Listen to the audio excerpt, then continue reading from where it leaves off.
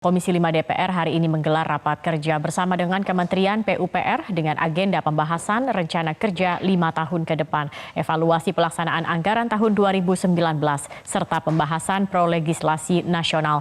Informasi selengkapnya sudah ada rekan kami Soza Hutapea yang melaporkan langsung dari Gedung Parlemen Senayan, Jakarta. Soza, apakah rapat kerja Komisi 5 dan Kementerian PUPR ini sudah dimulai?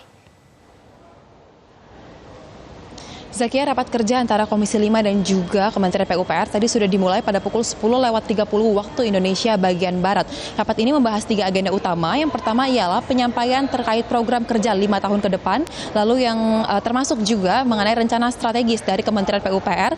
Yang kedua ialah evaluasi dari pelaksanaan anggaran tahun 2019 dan yang terakhir ialah membahas prolegnas. Yang pertama ialah tadi saat sebelum masuk ke dalam ruang rapat, Menteri PUPR Basuki Hadi Mulyono menyampaikan kepada awak media bahwa dalam kesempatan kali ini Kementerian PUPR akan menyampaikan terkait laporan pertanggungjawaban kinerja dari Kementerian PUPR dalam 5 tahun lalu, di mana fokusnya ialah untuk membangun infrastruktur dalam rangka konektivitas antar daerah dan juga wilayah. Dari 3 hal ataupun 3 fokus utama dalam hal konektivitas ini, dari Kementerian PUPR berhasil melampaui dari target yang sudah ditetapkan sebelumnya. Saya sampaikan, yang pertama ialah mengenai target pembangunan jalan tol, di mana pemerintah menargetkan adanya pembangunan 1.000 km jalan tol, lalu dari capaian Kementerian PUPR ini mencapai di angka 1.500 km. Lalu yang kedua ialah terkait pembangunan jalan baru. Pemerintah menargetkan pembangunan terkait 2.650 km dan capaian dari Kementerian PUPR mencapai angka 3.867 km.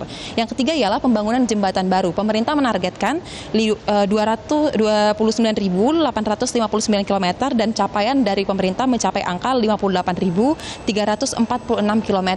Khusus untuk program 5 tahun ke depan, Kementerian PUPR masih tetap akan melanjutkan pembangunan infrastruktur dalam rangka konektivitas tersebut, namun dengan fokus yang baru yakni terkait pembangunan infrastruktur terkait sumber daya air, di mana tadi Menteri PUPR Basuki juga mengatakan bahwa kementeriannya akan fokus untuk melakukan pembangunan terkait waduk dan juga bendungan, lalu jaringan irigasi baru termasuk rehabilitasi jaringan irigasi yang sudah ada, dan yang ketiga ialah pembangunan 1.000 embung di sejumlah daerah yang merupakan daerah dengan produksi pangan ataupun pertanian tertinggi. Dan yang kedua ialah terkait evaluasi anggaran tahun 2019.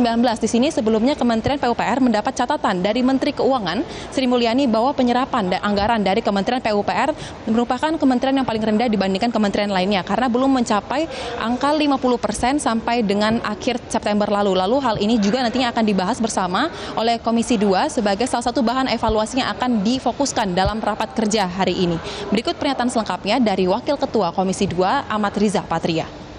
Ingin evaluasi kenapa penyerapan sebelumnya masih rendah. Ya, mungkin juga disebabkan ini kan terkait proyek ya. Proyek itu kan pembayarannya berprogres bertahap ya.